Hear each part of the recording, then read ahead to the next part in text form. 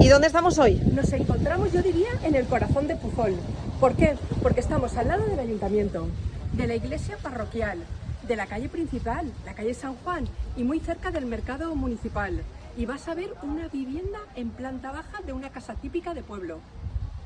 La casa está reformada, pero siempre manteniendo algunos elementos constructivos y decorativos típicos valencianos, como son las puertas, la altura, el acceso a un salón comedor con cocina incorporada y chapado valenciano, y que tiene que tener una casa de pueblo, un corral o patio, el cual una parte está descubierta y otra cubierta, ideal para trabajar, para tener un gimnasio o para celebrar una comida familiar en buena compañía, y sobre todo con unas vistas espectaculares al campanario. Me encanta, Charo.